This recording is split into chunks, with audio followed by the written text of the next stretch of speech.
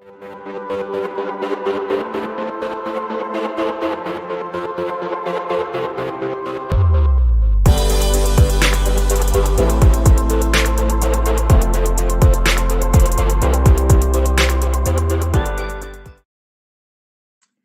everybody, welcome back to the Dawn of Drones podcast. I'm Dawn Zoldi, your host and the CEO of P3 Tech Consulting. We are, in a way, sadly coming to the close of Advanced Air Mobility and Vertical Flight Month. It's been an incredible month, and by the way, sponsored kindly by Quantum Systems Incorporated. So thanks so much, Dave Sharpen and Quantum. If you missed any of our back episodes, absolutely go back and check them out on demand. If you haven't subscribed to DroneLife TV on YouTube, you need to. But here's what you might have missed. So we had Dave Sharpen from Quantum kick it off. We had Clifford Cruz from Skyway as the next week. And then just last week, we had Jason Pritchard from eVTOL Insights and Mike Hirschberg from the Vertical Flight Society, both on the podcast. So again, if you missed any of that, go back and check them out. But man, what an incredible way to end this month than with my two dear friends, incredible colleagues, and who I fondly call the boys from Jersey, Ray Adams and Ron Leach, the leaders of the Urban Low Altitude Transport Association. So welcome, guys, to the podcast. Hey, thanks for having us, Dawn. Great to see you. As always, great to be here and great to see you as well. Yep. So I know many of you follow me here, and oh, by the way, like for those that are out there, this is live. So make sure you're jumping in the chat, giving us your positive encouragement, telling us where you're from, asking your questions. But for those that don't know, I'm actually originally from Philadelphia, Pennsylvania. So I'm a Philly girl. And so when I met these two, it was just an immediate affinity just because they're from Jersey, and Philly and Jersey, we're like this. Okay. So anyway, great to have both of you on. And I also want to give a quick shout out to Volatus Aerospace, because Ray and Ron are here today. Due to the kind benevolence of Volatus Aerospace, they put together an Above and Beyond series across the entire year of this podcast and enabled folks like Ultra, like Ray and Ron to be on here. So anyway, thanks again to Volatus for that. Gentlemen, we had an incredible clubhouse last Thursday, and you both went into great detail about your backgrounds, including both being from the United States Navy and other things. Let's do this. Let's do the 30-second version. And I'm going to ask Mike Peel, our Oz in the background, to drop the clubhouse replay in the chat. So people want to go back and listen to the long version of your history and background, they can hear that. But let's do the 30-second version here, because I want to get into a lot of substance today. So Ron, let's start with you. 30 seconds, go. So my background, U.S. Navy right out of high school. Bounced around a couple different jobs. My dad told me I couldn't join the family business unless I went to college or joined the military. So I joined the Navy, and what did the Navy do? They stuck me right in the classroom for my first 10 months of my enlistment. Incidentally, I'm getting together with our old commanding officer and 5 other of my Navy buddies next week. We're going to be in Nags Head hanging out. Left the Navy in 1987 and went back to college and got my degrees and signed up for the state police and did 23 years there and became the subject matter expert for all things drones, whether it was counter, incorporating, or any kind of encounters in the field our members might have. But we can follow up more on that later on. Yeah, absolutely. And another fun fact, Ron was actually a guest speaker twice for my Colorado State University at Pueblo class, Homeland Security, just based on his wealth of experience, including in the drone arena, but certainly in law enforcement and military. So thank you for your service, Ron. And Ray, over to you, 30 seconds, background, go. Hey, Dawn, I'm actually moving to a quieter location. Hi, I'm Ray Adams. I am the Executive Director of the Urban Low Altitude Transport Association, and I'm moving to a quieter place because I am at a heliport in downtown Manhattan right now.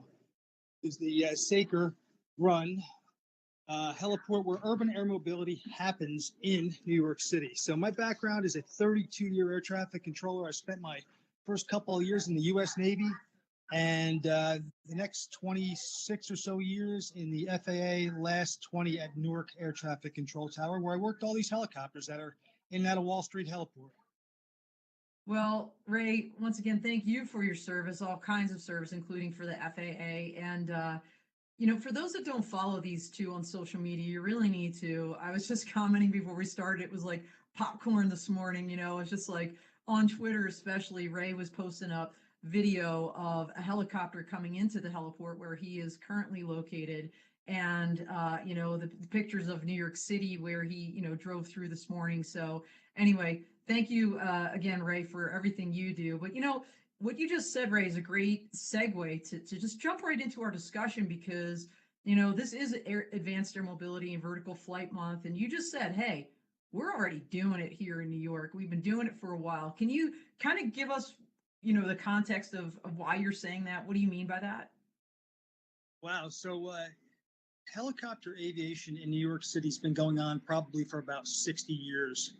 A lot of the original airport transfer services, urban air mobility concept services started here back in the 50s and 60s, and over the years have evolved.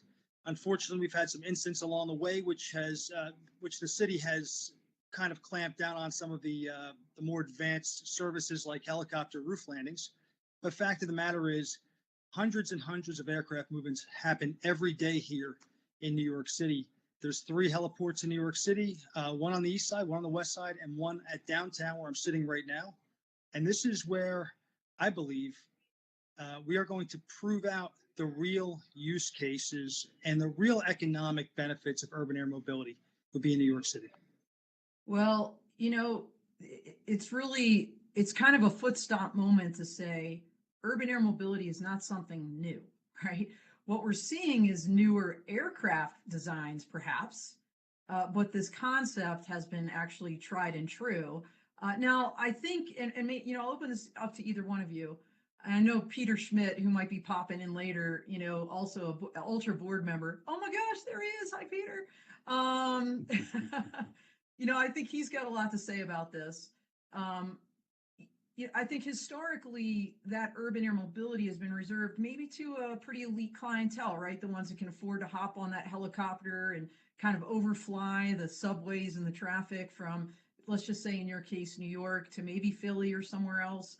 I think the idea for urban air mobility as it's being touted now with electric vertical takeoff and landing or these hybrid aircraft is to switch the paradigm a little bit for that and have it be more accessible. What are your thoughts on that, Ron? Yeah, so one of the things that Ultra, why Ray and I got into this was advising people some reality here. Like Ray said, helicopter industry has been, it's been a service in the region for quite a few decades. And these new entrants that are coming in want to come into the market, which is great. The more the merrier, and also provide some equity, for people to actually be able to afford some of these quicker ways to get in and out of the city, for their meetings or whatever that might be, sightseeing. We've been really pushing, not reinventing the wheel, so to speak. It's, we understand this airspace. We understand how to operate. Ray and I have been talking to each other for years and not really putting a face to the name until we started the Ultra. Ray being, the controller, and me as a helicopter pilot transitioning through his airspace.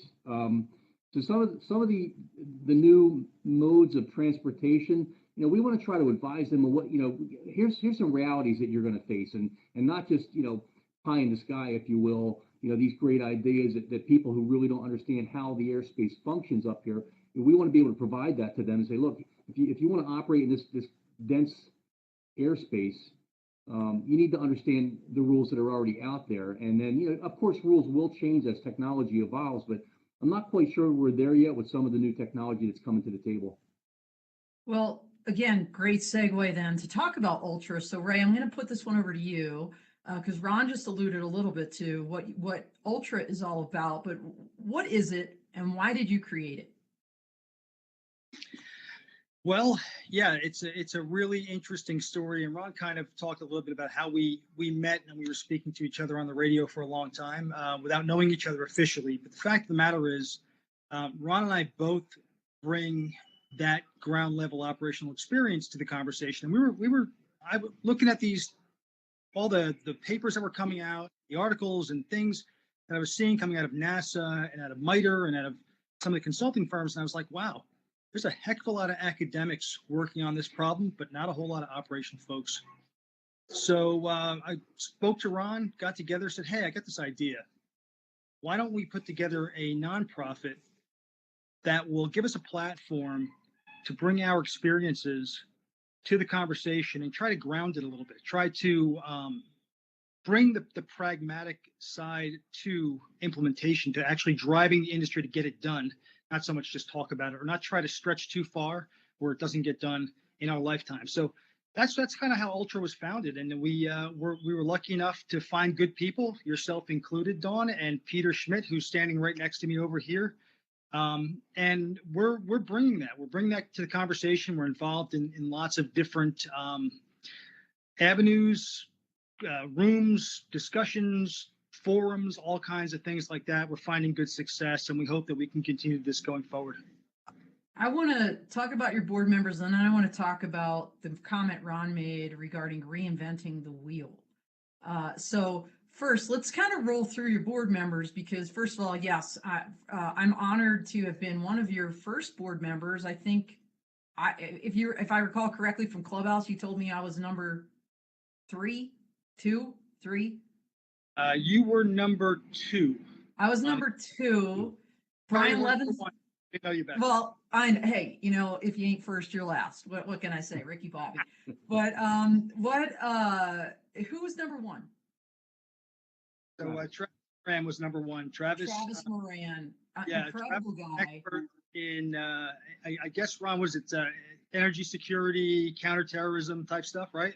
Yeah, a lot of counter UAS. Travis and I actually met at a public safety drone get together down in Virginia, and we hit it off. And he was just like a natural fit to be able to come in and talk about, what are we doing in the counter UAS realm. And although that might not be Ultra's specialty, we still have that expertise when those questions do come up from time to time. And Brian Leventhal, law enforcement from North Carolina. Am I getting that right? North Carolina. He was number 3. And Brian actually brings really unique stuff to the conversation also, because he was involved in the North Carolina project with UAS down there. Yeah. Okay. Awesome. And you keep getting photobombs. So this is real, everybody. This is real. This is raw. This is Dawn of Drones live from a heliport in New York. Okay. So you also have Peter Schmidt, let's see Peter. Let him stick his head in there. Hello, Peter. Peter, for those that don't know Peter, he does come in frequently to our clubhouse, Drone Law Connections on Thursdays, and CEO of Transcend Air, doing amazing things with the Vi aircraft and all of its iterations. Is the other one the Catamount? Did I say that right? Yeah, but I'm COO because we're fortunate today to have my co-founder and CEO Greg Brule with us today. Hey guys, sorry about that, Greg. I misspoke. So Peter is the COO, but great to see both of you gentlemen. Yeah. So I'm sure you're hatching up some wonderful plans, and I don't know if Ray can talk about that, but we could stick Ray's head back on. That'd be awesome. Yes, but we are in fact hatching them here today at the Wall Street Heliport. And how I got involved with Ultra and Ray was we share a common background in operations. Me as the guy trying to make money with aircraft at this scale. And from that, a common understanding of realities that are not apparent if you've never had to be involved in aircraft operations. And it's those realities that we're trying to infuse into the conversation around urban air mobility, advanced air mobility, and keep the whole industry from, driving off a cliff, believing its own hype. Yeah, no, Ray, I see Ray's name and I'm like, my brain is not functioning properly right now. But Peter, we've had a lot of conversations about this, and you're a very proactive voice in this space. So it's great to have you here, and great to see you. So maybe Ray could tell us a little bit more. And while we're transitioning back to Ray, I wanted to throw out a couple things out here. Kevin Sanders is saying hello, peeps, and Chris Wedgeworth is here with us again, out of California, drone hobby guy and women in drones. is out there. Jonathan Songer is saying, yay, Peter. And everybody's saying hello to Peter because, amongst other things, he is a member of Women in Drones, Transcend Air. So thank you for your support of diversity and the Women in Drones organization. We've got Kevin Sanders out there, Sandra Formenton, and David Heath, our buddy, repping Pennsylvania from the Pennsylvania Drone Association. Yo, David, great to see you out there. So many people out there dropping in the chat. Love you guys. Keep it coming and certainly ask your questions. But let's talk about reinventing the wheel, because I think it's really a perfect time to talk about some FAA guidance that came out recently, right? So, I teach at Embry-Riddle Aeronautical University Worldwide, this uncrewed systems law and policy course, and put together some content for, advanced air mobility, vertical flight. And as I was putting that content together, that's when this thing dropped, right? Where, the FAA, at least in some circles, they're saying, oh, look at this huge pivot. This is going to tank the whole industry for, urban air mobility, vertical flight. Why are we pivoting from a Part 21 certification to Part 23? What's going on? We talked a little bit about it at Clubhouse, but I dropped it in at the last minute, and you guys wanted to talk more about it. So I feel like this is the perfect time to get into that topic because, Europe has taken a completely different approach. They've kind of started a regulation from scratch, and the FAA is not doing that. They're looking at regulations already in place, even though they might be shifting from a matter of policy of which ones they're focusing on. So either one of you, maybe let's start with Ray. What are your thoughts on the latest news from the FAA kind of pivoting the certification focus? Yeah, Donna, we did touch on this in the Clubhouse briefly right at the end. Now, I think I expressed I wasn't surprised by the way the FAA went about this because the regulation really says that you can pull from different parts of the FARs to create a certification pathway for aircraft that have novel characteristics. And that's exactly what I see the FAA doing, instead of creating a whole other section under the FAR or trying to get waivers to certain parts of Part 23. They're just basically saying, look, we're going to pull from 23 on the fixed wing stuff. We'll pull from 27 possibly on the rotor wing stuff. We'll blend it together. We'll figure out the pilot qualifications training, and we'll go from there. So I personally don't see it as a change. I thought that was where the FAA would go anyway. I'm not sure if the industry got misled or just had different thoughts or was trying to lead the FAA in a different direction early on. But to me, reading the regs, and not that I'm a certification expert by any means, Peter standing next to me and Greg are probably much more well-versed than I am in certification because they're going through the process. But the fact of the matter is, when I read the regulations, that's what I saw coming. Yeah, I mean, we've seen a couple, whether on social media or even some articles, the sky is falling, if you will, for the industry. SPAC money's going to dry up. People are going to walk away. Of course, in the meantime, I think literally the minute I saw the article about SPAC money drying up or the industry going away, Eve Mobility is ringing the bell, right? And like having so. What are your thoughts, Ron? Like, do you see this even as a controversial thing, or is this in fact a sea change significant from what had been done in the past? No, so let's take a look at 107. All right, those regs are only 6 years old. They were established in 2016. They mimic Part 91 and certification processes. I think people coming to the market with a big ask and, hey, give me your money, I'll make this flying Jetsons aircraft of the future, and you're going to make a lot of money in the long term. In reality, we have powered lift aircraft. That was established when Bell the 609 came on stage, and the Osprey, right? So there was no civil version of that.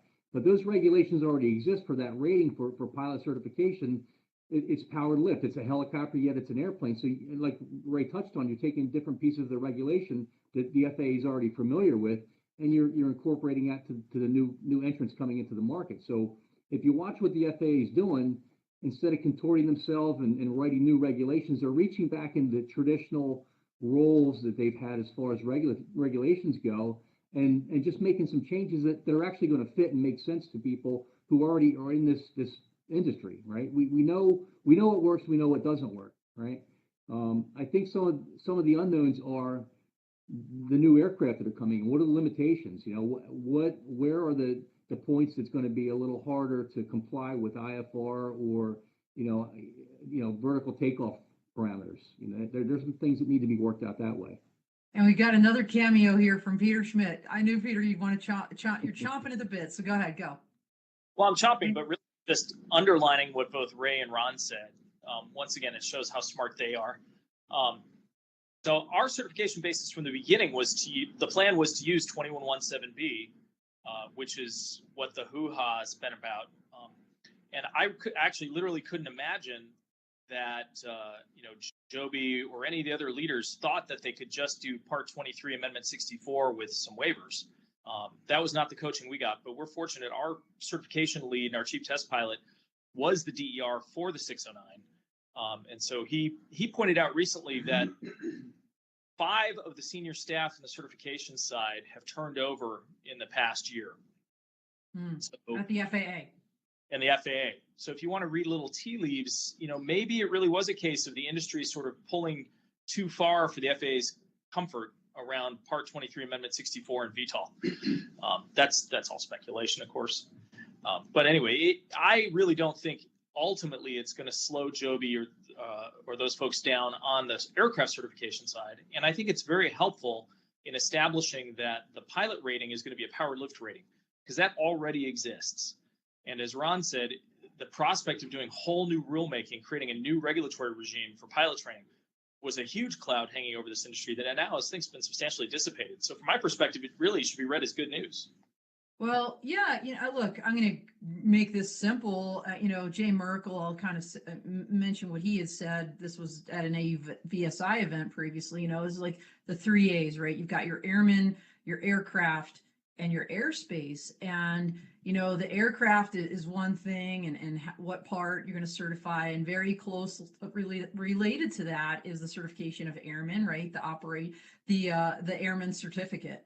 And the fact that, this isn't a normal, it's not a normal aircraft. So it makes sense, especially given the history. And Ron, you're absolutely an expert in this, and the Osprey being a good example.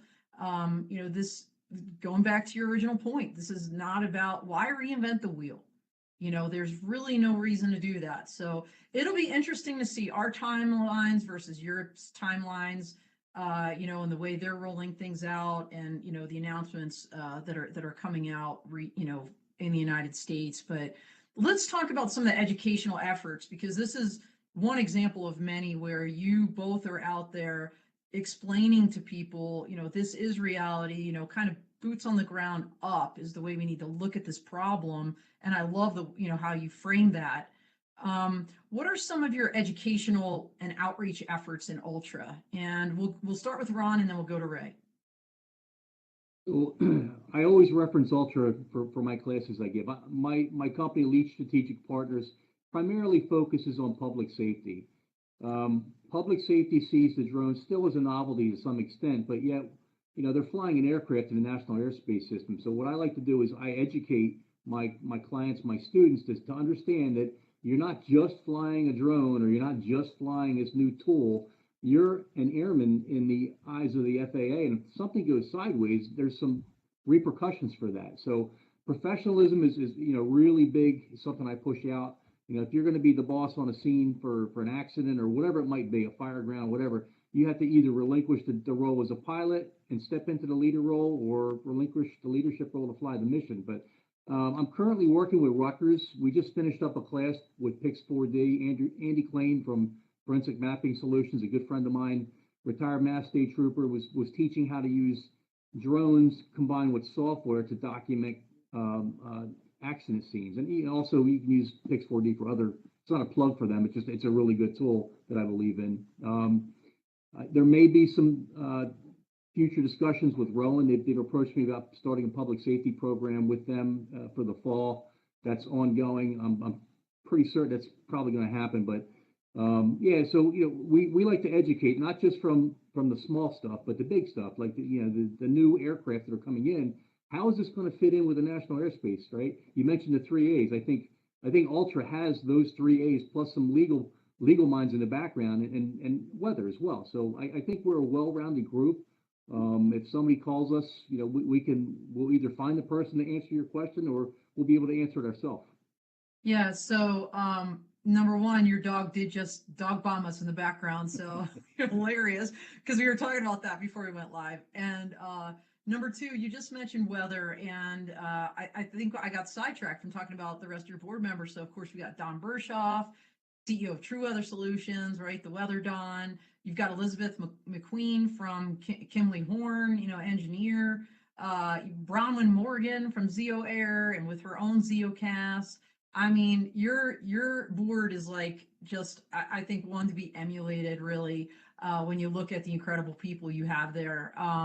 So Ron, real quick before I go to Ray, you're teaching at Rutgers, some of these at maybe Rowan University coming up soon, primarily public safety, primarily smaller drones. Do you have aspirations either in your company or with Ultra to be one of the forerunners perhaps on this training, right? This need for training that we're going to have for the larger vertical takeoff and landing aircraft? So where I see the future lying as far as training goes is, if you read some of the FAA, what they're putting out when there's a drone problem, we'll just call the cops, right? Well, as a frontline law enforcement, I'd served my time there on the road, answering burglar alarms, things that normal police officers do, right, during the course of their duties. Well, there's a lack of training available for public safety how are we going to handle a drone complaint? So that's something Ray and I have been kicking around. How, what's the platform going to look like? And we're trying to get the attention of some of the bigger law enforcement associations, but they're really, I think it's more so of a lack of really understanding what the problem is going to be in the future. So we're trying to work towards that solution. Educating our first responders. So you have a drone over top of a crash scene or a fire scene. Is it the media? Is it somebody who just wants to have a look? What is it? And are they impacting your efforts? So, to be able to, if it's the media, they absolutely have a right to be there, and cops need to understand it. You just can't go shooing people away, right? There's a public interest for why people are there, but there's also, public interest for somebody who's just being nosy, right? Yeah. So that I see as a hurdle, and that's one of the big training things I think through Ultra and through what I'm doing as well, is the next step for the immediate future. I was thinking more in terms of the law enforcement that will be flying these vehicles eventually. The large, I'm not talking about the drones or responding to a drone call, right? I'm talking about now, Joe Q PD that's sitting, at least initially, right, before they're all autonomous, where I think we're way, way out from that, sitting in, in the seat, the pilot chair of one of these eVTOL aircraft. Is that something that's kind of on your 5-10-year plan? Yeah, I would say so, because you look at like Chula Vista has done some great things with their drone as a first responder plan. The FAA isn't quite comfortable with just drone in the box, push a button and launch it. You're still going to need that human oversight. So keeping an eye towards that in the future, yeah, that's absolutely something that's going to be evolving. I'm not sure we're there yet, and I don't see it in the immediate future, but you look at, like, again, some of these drone in the box solutions, they could be positioning themselves just for that drone as a first responder, where you set it and forget it, so to speak, and let the drone fly its mission. But I still think we have a ways to go with that. Yeah, I think we do too, but I could think of no better people to be drafting up a training module on something like eVTOL, right? Pilot training than you both. But Ray, let's pivot to you and talk a little bit about the infamous Ultra Bourbonars. So tell us a little bit about that. I'll call it educational effort, and kind of what that's all about, how it even started. Sure. So the Bourbonars are officially called the Ultra Happy Hours, right? The Bourbonar came from Brian Leventhal. He coined the term. It's a fantastic, free-flowing discussion of topics that are relevant to advanced air mobility space. We do them. They're kind of sporadic, right? We've been so busy lately with other projects, we haven't had a chance, but we have some coming up that we're kind of on the hook for, hopefully over the summer. The original thought was, Ron and I were just kicking it around saying we should do a webinar. We think we can bring a lot to the table. Let's bring in some people that really know what they're talking about. And we said, maybe we should do it like it's 4 people sitting around the bar at happy hour with a beer and just talking about the day and what they do and just kind of chatting. So we were like, yeah, we rolled with it. And you know what? It turned out pretty well. So, well, Ray, let's be honest. I was in that first one, buddy, and you were in the middle of a hurricane. And I'll never forget it because you're like sitting in your car. By the way, everybody, Mike Peel, our producer, just popped that link in the to go find the very first one because it's flipping hilarious because Ray's like in his car on his cell phone in the middle of a hurricane, like the show must go on. Like we scheduled this, we're doing it. Just again, he wasn't drinking in his car, just to be clear, because Ron's a cop. But that was kind of, I think, our first one on counter UAS. I think Travis was involved in that one. And then we had other ones, right? I think another classic one. Did you upload the Christmas one, the holiday one?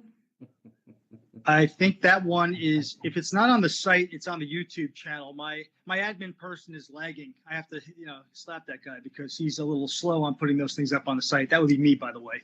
Okay. So I take all the heat for that. But the fact is, that was a great one. Dawn brought what was it, a light up Christmas hat you were wearing or something? No, like that? I had a Christmas hat with a tiara. That's what it was. That's right. That's what we. Now I call you the queen of all media, right? So that's kind of where that. You do. It must have come from that. I don't know. But our last one was a live stream, and I kind of fomented this one. So we were, Ray and I were at the Accelerate campus in Leesburg, Virginia, just in March with Don Bershoff was co-leading that event with the Accelerate folks about weather and beyond visual line of sight operations. And it was St. Patrick's Day. So I was like, we should totally do a Bourbonar here live from this, like, it was some farm, like it was a very weird long name, like Drew whatever farm. and yeah, so we went live on St. Patrick's Day, and I think you found a new bourbon there. Is that right? Is it new and one of your new favorites? Yeah, actually we did. We got, I think it's called, what, Ron, is it American Aviator or Ace? American Ace It's bourbon? like flying something? Flying Ace Farm. Yeah, that's Peter's confirming because, of course, he ordered a bottle after that. He wasn't there, but he saw it, so I had to order and he actually ordered a bottle. Yeah. Well, I'll tell you, at AVSI Exponential, Accelerate had a booth, and every day at 4 o'clock, they had a little paper airplane flying contest, and they were giving away bottles of that bourbon. And of course, every day at 4 o'clock, I had something else going on, so I didn't get to compete and possibly win my bottle. But I just talked to Preston Huntington from there the other day, and I'm like, okay, buddy, you owe me one of these. We got to figure this out. But anyway, let's so the Bourbonar, the webinars, all great stuff. Let's talk about some of the other work you're doing. I mean, clearly right now you're with Peter, you're sitting in a heliport in New York City, Ray. What are some of the tri-state initiatives that you guys are hatching, if you're willing to tell us? Well, I can give you a little bit of detail, and I apologize. I'm moving once again because, this is an active heliport, and we're trying to accommodate everybody here. And it's a nice day in New York City, so there's lots of tours being flown. But we are working on a couple of things here. We're working with the National Aerospace Research and Technology Park down by Atlantic City on some data infrastructure work where they're one of our sponsors. We really appreciate their sponsorship. And additionally, we're working with the County of Cape May to revitalize their COA and develop a BVLOS infrastructure, ground-based infrastructure to support BVLOS operations down there. Now, so Cape May, obviously Cape, is the idea some kind of port-based water, over water operations or something, logistics, or what's the vision there in Cape May? Well, I mean, the marine environment definitely is unique to test sites, so I believe that we can leverage that. There's a large wind farm being built off the coast. We think we can start to do some use case work with them, and really we want to just bring New Jersey into the fold. There's lots of states that have surpassed us in aviation. That shouldn't be. New Jersey has such a great aviation history, and we'd like to continue that. I just saw something about Atlantic City and a research part. Is that the one that the National Airspace Research and Tech Park that you just mentioned? Is that what I've read in the media about Atlantic City and them kind of cutting a ribbon there? That's it. They've been there for a while, a couple of years now. They're building their second building, so that may have been what you saw. Okay, that's right. That's right. Okay, great. And you guys are working actively with them? We are. We're actually we've been advising them for a while. We're officially being sponsored by them now. Awesome, awesome. So, Ron, I'm going to ask you.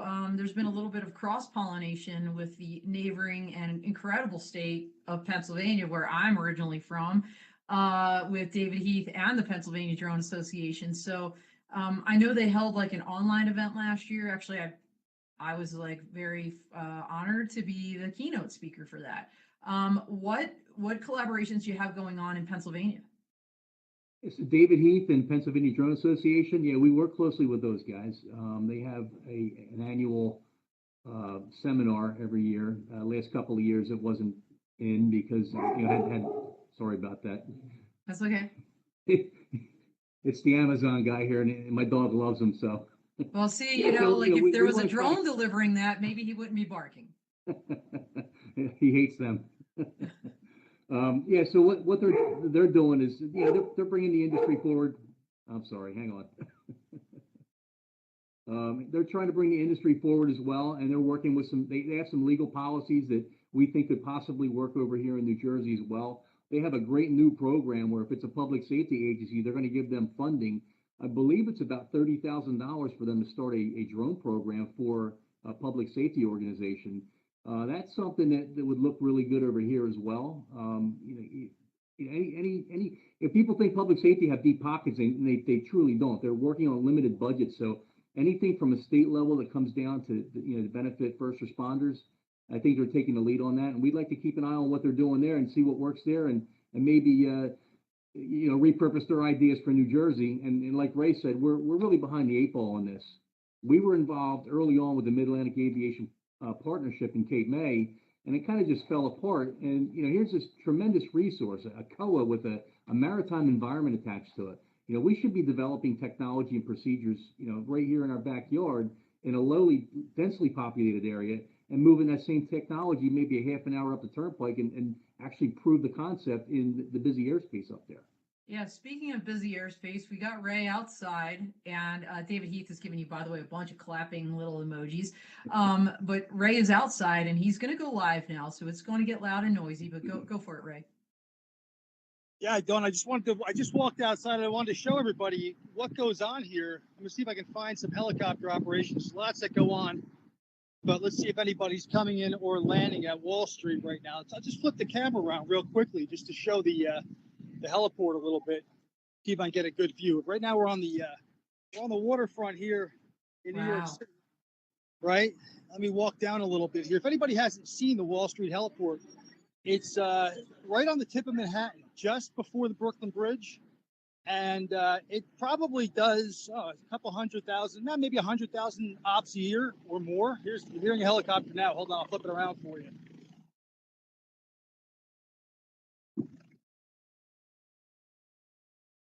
As you can see, it's a fairly large facility. There's 3 heliports in Manhattan. And all 3 of these heliports will be pivotal in urban air mobility going forward. Yeah, so I don't know. I'm just speculating right now, but I know that Peter and Transcend have talked about waterborne ports for their aircraft. So perhaps that's why you're there. I'm just saying, but you don't have to reveal state secrets. So thanks for the tour. That was super cool. And again, just kind of foot stomping this idea that urban air mobility isn't something that's new. It's the aircraft, and it's possibly going to be the number of them, and maybe even the different clientele that the focus may be on. So really, really interesting stuff. Getting the live feed out there in New York City, right there on Wall Street, and Ron with his dog. I mean, this just Dawn of Drones just doesn't get better than this. This is exactly why I invited these two onto the podcast. Cameos by Peter Schmidt. I mean, holy shnikes, this is one for the record books.